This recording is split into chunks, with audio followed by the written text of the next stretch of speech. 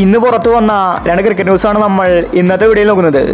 ആദ്യത്തെ ഒരു അപ്ഡേറ്റ് ഇന്ത്യയുടെ കോച്ചിങ്ങുമായി ബന്ധപ്പെട്ടതാണ്. ദ്രാവിഡ് കോച്ചിങ് സ്ഥാനം രാജിവെച്ചിരിക്കുകയാണ്. പുതിയ കോച്ചിനുള്ള അപേക്ഷ BCCI കൊടുത്തിട്ടുണ്ട്. ഗംഭീറിനെ കോച്ചാക്കുമെന്നാണ് പറഞ്ഞിട്ടുണ്ടായിരുന്നത്. എന്നാൽ കൊൽക്കത്ത കപ്പ് നേടിയപ്പോൾ ഷാറുഖ് ഖാൻ ബ്ലാങ്ക് ചെക്ക് ഗംഭീറിന് നീട്ടിയെന്നാണ് അറിയാൻ സാധിക്കുന്നത്. 10 വർഷത്തെ കരാറാണ് ഷാറുഖ് ഖാൻ ഗംഭീറിന് മുന്നിൽ നീട്ടിയിരിക്കുന്നത്. BCCI ഇപ്പോൾ കുടുങ്ങിയിരിക്കുകയാണ്.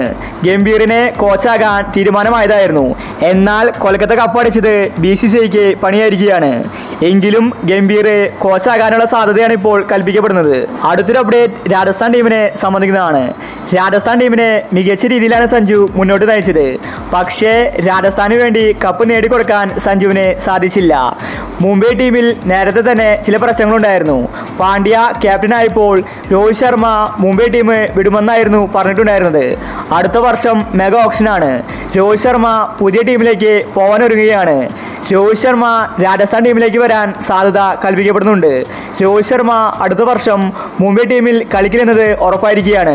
മുംബൈ ടീം രോഹിത് ശർമ്മയെ റിലീസ് ചെയ്യുകയാണ്. രോഹിത് ലേലത്തിലേക്ക് വന്നാൽ രാജസ്ഥാൻ ടീം രോഹിത് ശർമ്മയെ വിളിക്കുമെന്നാണ് അറിയാൻ സാധിക്കുന്നത്. രോഹിത് ശർമ്മ രാജസ്ഥാനിലെത്തിയാൽ ചിലപ്പോൾ രോഹിത് ആയിരിക്കും രാജസ്ഥാൻ്റെ ക്യാപ്റ്റൻ. സഞ്ജുവിന് അപ്പോൾ ഒരു ബാറ്റ്സ്മാൻ്റെ കടമ മാത്രമേ ഉണ്ടായിരിക്കുള്ളൂ. സഞ്ജുവും രോഹിത്തും ഒന്നിക്കാൻ പോവുകയാണ്. അപ്പോൾ ഇതുപോലത്തെ IPL ന്യൂസിന് വേണ്ടി ഈ ചാനൽ മറക്കാതെ സബ്സ്ക്രൈബ് ചെയ്യൂ.